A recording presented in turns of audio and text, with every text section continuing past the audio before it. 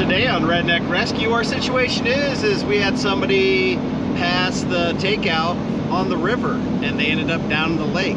They've got their drift boat down there. They called us last night to get a vehicle unstuck. They got that unstuck on their own, but now it's a matter of getting the drift boat back up the bank to where the truck can get to.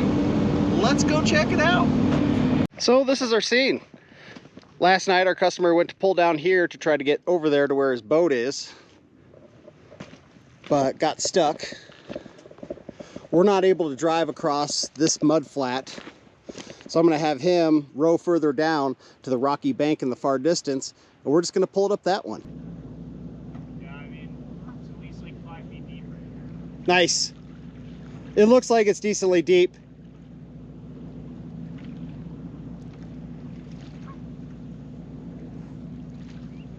Because we could either go up the steeper portion, but there's some decent ledges. But I think if we get up in there, where the mud is, we can actually just go up that slope.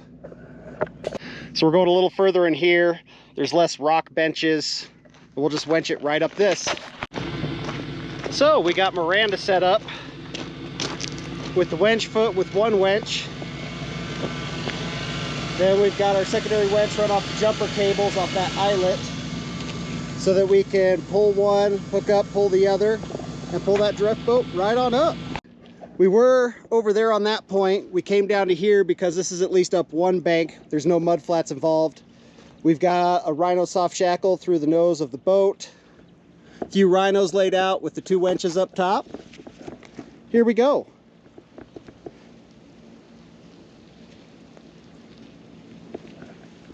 So the boat should just slide right on up. No big deal. As you can see, this is a long, steep bank. Slides right across the mud, no big deal. Drift boat only weighs about 400 pounds, so it's not too bad. You know, fun time cleaning this boat after this. Right?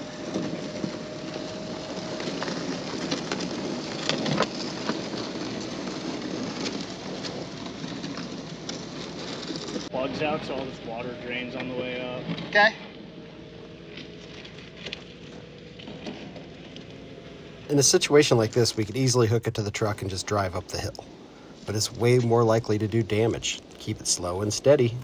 So our first winch line just hit end. So now we've got our second winch line set up. We're just gonna hook it right in the shackle and keep pulling. So now we've got our second winch line hooked in. The secondary winch is just going to pull it right on up the last bit. We'll probably have to get the first winch involved just to get it up and over the last little bit of the hill, but moving in a positive direction.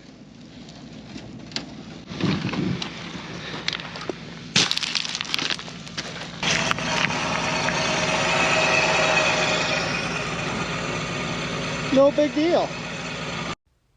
As we pull it up the steep bank, we'll move any big rocks out of the way and make sure it's on a clear path to success. Now we got the first winch line hooked back up for the final pull up and over the top.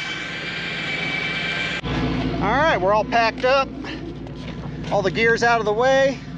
Now we're just gonna back up a few feet and get the boat up to where the truck is.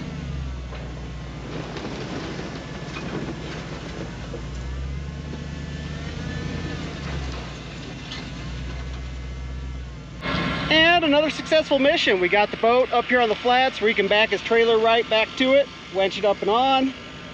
Now we're gonna shuttle back to way over there on the other side to go get his vehicle. Winning. So our Lake Palisades Reservoir is actually water for Idaho's irrigation. So it gets drained a bunch.